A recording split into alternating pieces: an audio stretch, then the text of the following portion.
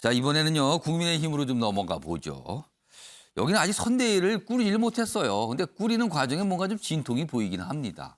뭔가 이렇게 사람을 배치하는 문제거든요. 먼저 첫 번째 기사 좀 보시죠. 윤석열 국민의힘 대선 후보 김종인 전 비대위원장 만났지만 담판에 실패했다. 그러니까 선대위 꾸리는 문제에 대한 담판이에요. 그래서 출범을 다음 주로 미뤘다.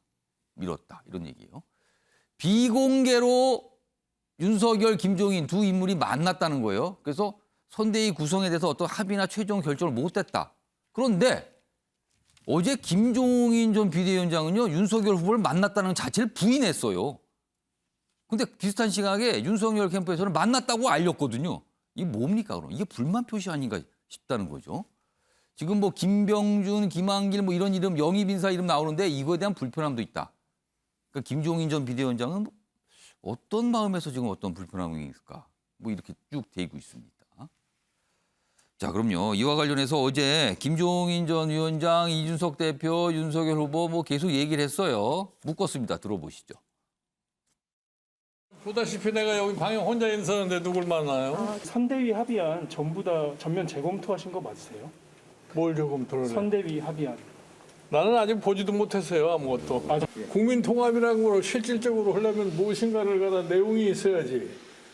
아니, 기구만 하나 만들어 놓고 사람이 그 몇 사람 들어간다고 해서 국민 통합이 되는 게 아니라고. 그런 짓은 괜히 국민한테 오히려 빈축만 사지 별로 효과가 없어요. 그럼 후보랑 김종인 위원장 오늘 만났다고? 네, 오늘은 만났습니다. 오전에 후보랑 김종인 위원장이랑 만났다고요? 오후에 만나신 것 같은데. 네. 서로가 연락이 와서 오늘 하여튼 김종인 위원장을 먼저 만나 뵐 것 같다는 식의 말을 했고, 그래서 그래서 나중에 그 뒤에 올라오시면은 얘기하자라고. 인사는 발표돼야 그게 인사인 거지. 그 전에는 확인해주거나 뭐 과정이 어떻거나 경위가 어떻거나 하는 것은 또 인사와 관련된 그런 뭐 후일담 이런 거는 전혀 믿지 마십시오. 각자 자기 생각일 뿐인 거니까. 그러니까 지금 온갖 얘기들이 나오는데 정해진 거 하나도 없다. 그냥 각자 생각일 뿐이다. 이렇게 후보가 일단 정리를 해놨어요, 저렇게. 근데 아직 안 정해졌다는 뜻이 되죠, 그게. 기사 하나 더 보겠습니다. 윤석열, 김한길 영입 추진에 김종인 뭐 몇몇 온다고 국민 통합이 되나? 그러니까 뭐 사람들 이렇게 막 영입하는 것에 대한 불만 표시를 한 것 같아요. 자, 김재섭 전 비대위원, 지금 당 사정에 대해서 잘 아시니까 지금 이 선대위 꾸리는 문제 지금 뭐 어떤 상황입니까? 뭐 이렇게 잘 어떻게 되는지 갈피를 잡기가 좀 어렵습니다. 상황 설명 좀 해주세요.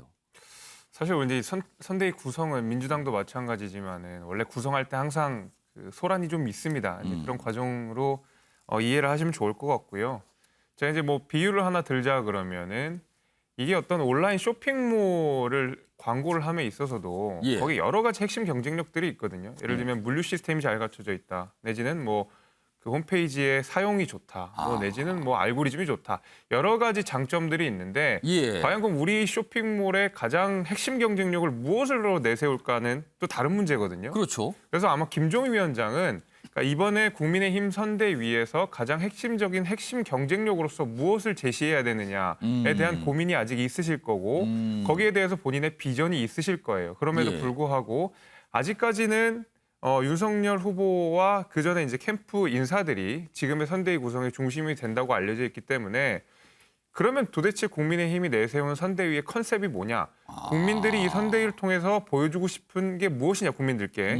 여기에 대한 뚜렷한 비전들이 없는 상황에서 중진이라는 이름으로 그다음에 뭐 다른 정당 소속이었다는 이유로 이렇게 계속 사람들을 모으는 것만으로도 과연 국민들한테 감동을 줄 수 있느냐라는 문제의식이 분명히 있을 겁니다. 그렇다면 기존에 경선 과정에서 윤석열 후보를 도왔던 당내 인물 또는 당외 인물에 대한 어떻게 보면 불만 이런 분들 배제된다. 이 생각을 김종인 전 비대위원장이 갖고 있다고 보시는 거예요? 물론 그것도 있을 수 있겠지만은 예. 그보다 더 중요한 것은 그러니까 그 사람들을 통해서 선대위에서 보여주고 싶은 게 무엇이냐에 대한 구체적인 메시지가 없다는 것이죠. 이제 거기에 도대체 대한 선대위 이른바 컨셉이 뭡니까? 그렇죠. 이걸 잡을 예. 수 없다는 겁니까? 그럼? 컨셉과 핵심 경쟁력이 정해지지 않은 상황에서 사람들만 많이 모은다고 해서 국민들께 감동을 주지 않는다라는 것은 사실 이번 김종인 위원장이 이번 선대위 구성뿐만이 아니라 예. 기존의 비대위원장을 하실 때도 그랬고 그 전에 선거 관련돼서도 계속 뭐 말씀을 하셨던 겁니다. 우리가 4.7 재보궐 선거할 때도 이런 선대위 구성을 하면서 굉장히 예. 많은 얘기들이 있었거든요. 또 저희는 안철수 대표와의 합당 문제 이런 것들 때문에 예. 선대위 구성하는데 그때도 갈등이 많았습니다. 그래서 다 거쳐왔던 문제여서 그런 문제의식들을 이번 대선은 반드시 이겨야 되기 때문에 예. 그 부분을 좀 정확하게 메시지를 드린 다음에 사람들을 원칙 있는 인사 영입이 됐으면 좋겠는데 그런 것이 좀 부족하다라는 생각이 있는 것 같아요. 혹시요, 김종인 전 비대위원장의 생각이 내가 일을 하려면 나한테 모든 권한을 줘야지 내가 일을 하지. 뭐 이 사람 저 사람 다 불러서 권한 다 흩어뜨리면 나 일 못한다. 이 생각하는 거 아닙니까? 물론 이제 필요한 권한들이 있을 겁니다. 김종인 예. 위원장의 메시지가 관철되고 김종인 위원장이 생각하는 선대위 구성에 있어서는 어느 정도의 권한들이 분명히 필요한 것은 사실이지만은 예. 대통령 후보 선거에서 어떻게 그 전권을 가져가실 수가 있겠습니까? 전권은 결국 대통령 후보에게 있는 것이고 대통령 후보의 의중에 따라서 사실 모든 선거 행방이 결정되게 될 것이기 때문에 예. 어떤 전권을 위임한다라는 것은 김종인 위원장 입장에서도 바라는 바가 아닐 거라고 생각이 됩니다. 다만 본인의 역할을 충실히 다하기 예. 위해서 선대위에서 필요한 권한들은 분명히 가져야 된다는 것이 저의 생각이기 때문에 예. 지금 이제 여러 인사들이 쭉 이렇게 모아지는 것이 이게 분명히 원칙을 정해놓고 메시지가 국민들께 드릴 메시지를 정해놓고 예. 그 다음에 필요한 인사들을 적재적소에 배치해야 된다는 생각이 먼저 있기 때문에 지금의 인사 관련돼서 좀 비판적인 생각을 가지고 계신 것 같아요. 아무튼 김종인 전 비대위원장이 이제 세 번째죠. 대선에서 뭔가 역할하는 게 이번에 되게 되면 세 번째입니다. 지금 다 당은 또 달라졌었죠, 그죠? 진보 정당으로 보이는 거, 보수 정당으로 뭐 판단되는 거 이거 왔다 갔다 하면서 지금 세 번째 가는 겁니다, 지금. 자, 이런 상황에서요. 윤석열 후보에게 고민을 던져주는 사항이 하나 더 있습니다, 지금요. 홍준표 이런 막장 드라마 양아치 대선은 처음이다. 이 지금 대선을 이렇게 규정을 했네요. 막장 대선이라고. 얼마 전에는 비리 대선이라고까지 했었잖아요. 이런 굉장히 거친 표현이잖아요, 그럼요. 윤 대통령 되면 대한민국이 불행이다. 이건 뭡니까, 이건 도대체. 이렇게 되면 이게 무슨 소리예요, 이거는.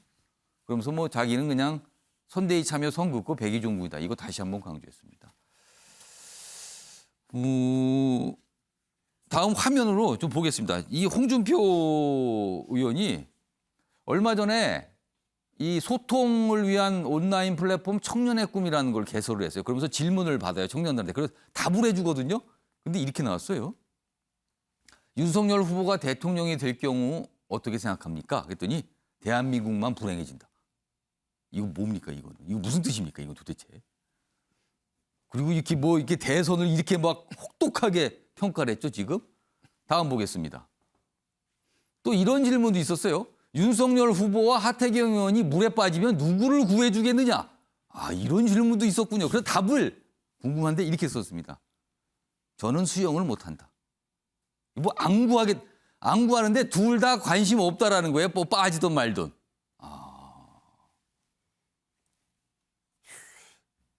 뭐라고 표현할까요? 이거를 지금 이 상황을요.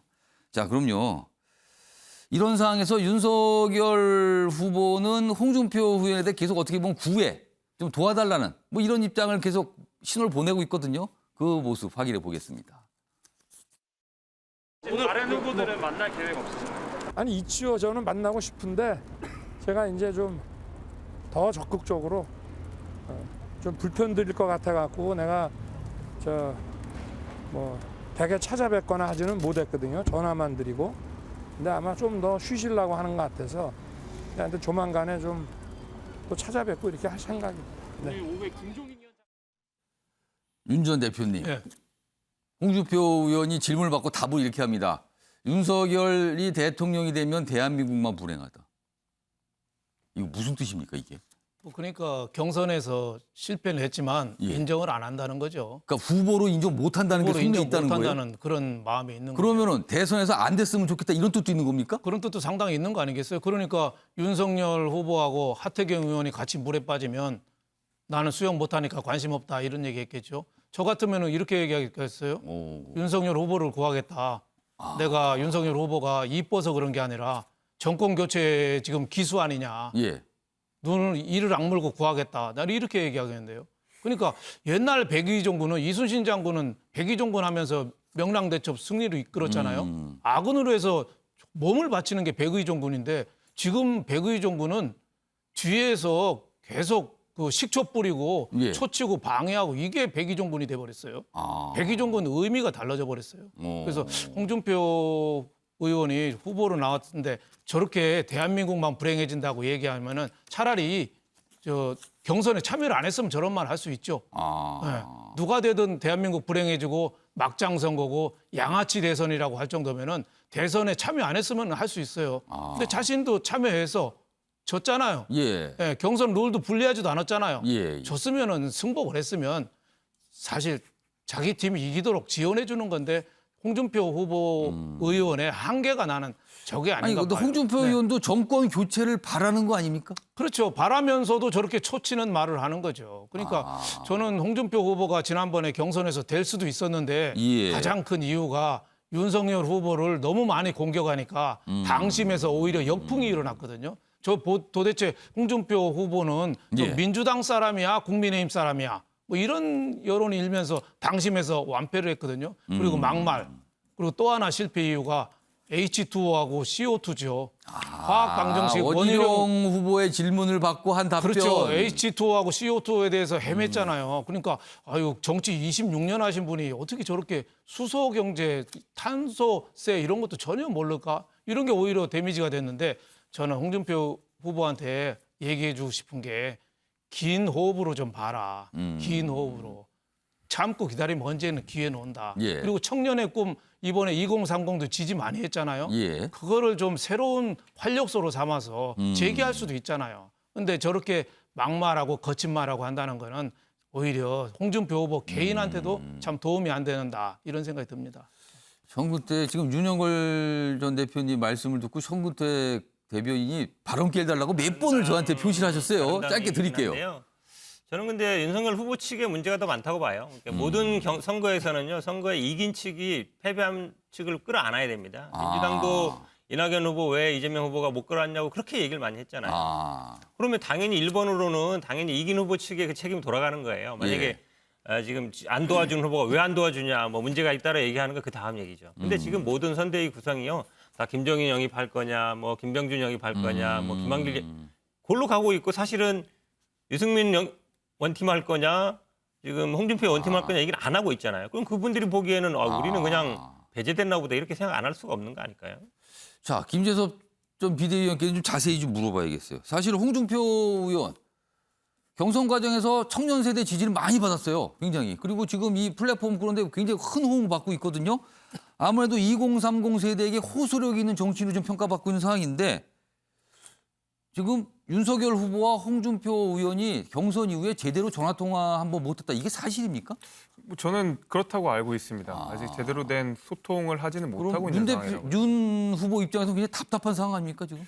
그렇죠. 근데 뭐 그 형우택 대변인 말씀하셨지만은 이게 경선이 끝나고 나서 사실 지금 시간이 얼마 안 되지 않았습니까? 한 뭐 열흘 조금 남짓 지난 건데 저는 이제 경선을 치르진 않았지만 저도 이제 선거를 나가서 예를 들면 컷오프가 된 사람들 내지는 이제 경선을 치러 진 사람들의 마음이 굉장히 그 상실감이 큽니다. 이게 쉽게 이게 후보 입장에서 이기는 후보 입장에서 가서 손을 내민다고 하더라도 그게 쉽게 문이 열리지 않거든요. 오히려 방해가 안 하면 다행이다. 오히려 뭐 말 그대로 뭐 초를 치지 않으면 다행이다. 이 정도로 말을 할 이른바 이제 정도로 경선 뒤끝이 아주 그렇죠. 짙게 남을 수 있다는 거죠. 오히려 상대당을 응원하는 경선 패배자들도 분명히 있거든요. 이제 그 정도까지도 마음의 상처가 크기 때문에 우리 한 열흘 정도 남짓 된 상황에서 홍준표 후보의 마음을 온전히 돌리기는 사실 시간이 조금 더 필요하다고 생각이 됩니다. 그리고 또 홍준표 후보가 굉장히 근소한 차이로 그 패배를 하지 않았습니까? 예. 특히 이제 20대, 30대에 굉장히 열렬한 지지들을 받으면서 높은 지지율들을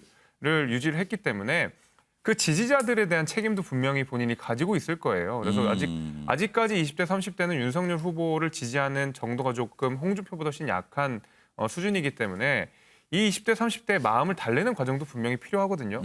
근데 그 사람들의 20대, 30대의 지지를 받았던 홍준표 후보가 예. 바로 윤석열 후보를 도와준다고 하면 사실 지지자들에 대한 어떤 신의를 조금 지키지 못하는 면이 될 수도 있거든요. 그렇다면은 홍준표 의원을 지지했던 2030 세대는 윤석열 후보에 대해서 그다지 호감이 없다 이 뜻이 되는 겁니까? 그렇죠. 아직까지는 그런 게 이제 사실인 건데 홍준표 후보의 역할이 이제 거기서 나올 거라고 생각이 됩니다. 예. 지금은 당장은 내가 윤석열 후보를 지지할 수는 없지만은 왜냐하면 20대, 30대 그러니까 홍준표 후보를 지지했던 유권자들 역시도 아직까지는 윤석열 후보에게 마음을 온전히 주기는 어렵거든요.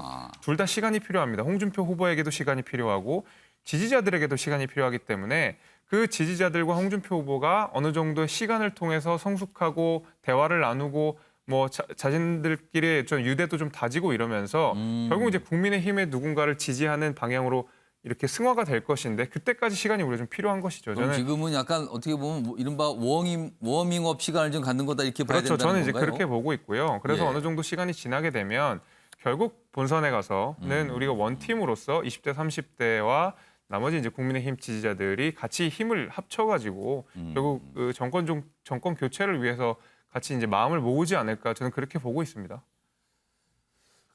쉽지 않네요. 경선 끝나고 모든 당 모은 게 쉽지 않습니다. 만만하게 가지는 않는 상황인데 아무튼 이런 모습이었습니다.